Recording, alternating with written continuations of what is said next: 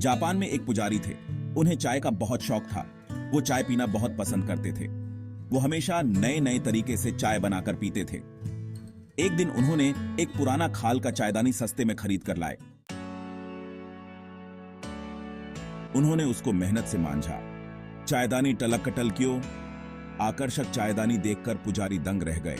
उन्होंने सोचा, आहा, अब इस नए चायदानी में बने हुए चाय क्या मीठा होगा। अब इसमें चाय पीना चाहिए। ऐसा सोचकर उन्होंने नए चायदानी का चाय पिलाने के लिए 3 लोगों को बुलाया। चायदानी देखकर तीनों ने उसकी प्रशंसा की। पुजारी ने कहा, अब मैं तुम्हारे लिए नए चायदानी में चाय बनाता हूं, है ना? पुजारी ने चाय बनाने के लिए चायदानी को आग में रखा। जैसे जैसे वो चायदानी तपता गया, उस चायदानी का टाउको, खुट्टा, हाथ और पूंछ निकला।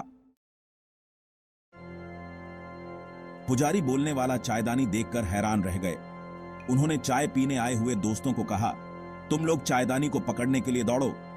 तीनों दोस्त चायदानी के पीछे भागने लगे। आखिर में चायदानी को पकड़ के ही छोड़ा, लेकिन अचानक चायदानी का टाउको, हाथ, पूंछ गायब होकर हरा गया। तभी मंदिर में भैरोंगे नाम का आदमी आया। पुजारी ने उस चायदानी को मंदिर के बाहर निकाला और भैरोंगे को कहा, यह चायदानी तांबे का है। इसमें बहुत मीठा चाय बनता है। मैं इसको बेचना चाहता हूं।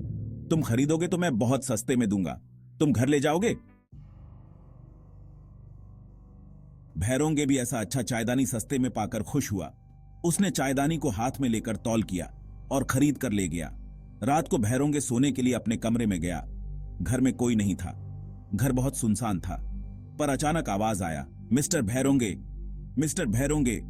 भैरोंगे ने अपनी आंखें खोली, मोमबत्ती जलाया और कहा, किसने मुझे बुलाया? भैरोंगे ने चायदानी को टाउको, हाथ, खुट्टा, पूंछ के साथ उभरते हुए देखा। वो नजारा देखकर भैरोंगे बहुत ही हैरान हुआ। उसने चायदानी से पूछा, क्या तुम वही चायदानी हो जो मैं पुजारी से खरीद कर लाया था? चायदानी ने कहा, मैं वही चायदानी हूं। मैं कोई आम चायदानी नहीं हूं।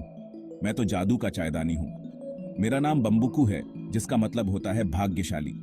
आपको पता है, उस पुजारी ने मुझे आग में रख दिया था और मुझे जलाया। मैंने वहां से भागने की कोशिश की, पर भाग नहीं सका। पर आपने मुझे दवाई और इलाज करवाया। आपको धन्यवाद।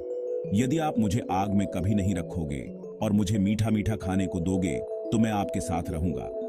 आपको मैं हमेशा के लिए मदद करूंगा। क्या यह संभव है? तुम मेरी मदद कैसे करोगे? भैरोंगे ने कहा, मैं जादू दिखा सकता हूं। आप जादूघर खोल लो और जादू देखने के लिए टिकट बनाओ। सभी को जादू देखने के लिए बुलाओ। उससे आपको अच्छी कमाई भी होगी। इस तरह मैं आपकी मदद कर सकता हूं, चायदानी ने कहा।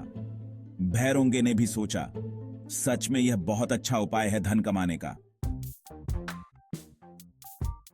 अगले दिन भैरोंगे ने जादू दिखाने का मंच बनाया।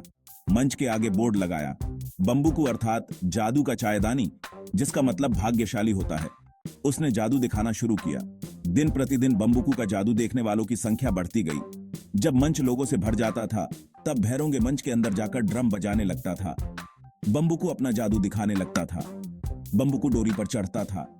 एक हाथ में कागज का मुट्ठा रखता था, दूसरे हाथ में पंख रखता था और डोरी के ऊपर उड़ने लगता था। वो नजारा लोग बड़े मजे से देखते थे और बम्बुकू बम्बुकू बम्बुकू बोलकर चिल्लाने लगते थे। भैरोंगे बम्बुकू से खुश हुआ। उसने बम्बुकू को मीठा मीठा खाने को, पुलाव, केक लाकर खाने को दिया। भैरोंगे ने इसी तरह बहुत टिकट बेचा। अंत में वो बहुत अमीर आदमी बन गया। एक दिन भैरोंगे ने बम्बुकू को बुलाकर कहा, मैं अब बहुत अमीर हो चुका हूं और तुम भी हमेशा जादू दिखाते दिखाते थक चुके हो। अब मुझे ज्यादा धन नहीं चाहिए। अब तुम पहले वाले मंदिर में जाओ और शांतिपूर्वक दिन बिताते हुए आराम करो। बम्बुकू ने कहा, ठीक है, मैं सच में जादू दिखाते दिखाते थक चुका हूं। मेरे लिए मंदिर ही ठीक होगा आराम करने के लिए। पर फिर से वो बूढ़ा पुजारी मुझे आग लगाकर डराया तो? अच्छा खाने को पुलाव और केक नहीं दिया तो क्या करूंगा? ये सब बातें मुझ पर छोड़ दो। तुम्हें इसकी कोई चिंता करने की जरूरत नहीं है। तुम्हें मैं कुछ नहीं होने दूंगा, भैरोंगे ने कहा। भैरोंगे मंदिर पहुंचा। उसके बाद सारी कहानियां पुजारी को सुनाया कि मैं उसी बम्बुकू के कारण अमीर बना हूं।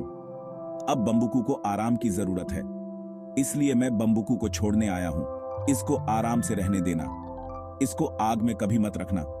इसके बदले में मैं आपको मांगो जितना पैसा दूंगा।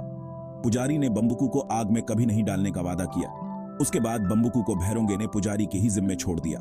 पुजारी ने बम्बुकू को लकड़ी के घर में रखा। उसने अच्छे से देखभाल करना शुरू कर दिया। भाई बहनों, कहते हैं आज भी बम्बुकू उसी पुजारी के घर में सुरक्षित है, जहां वो बहुत खुश है। पुजारी आज भी पुलाव और केक खिलाता है, आग में नहीं रखता। वो बहुत शांतिपूर्वक रह रहा है, वो बहुत खुश है।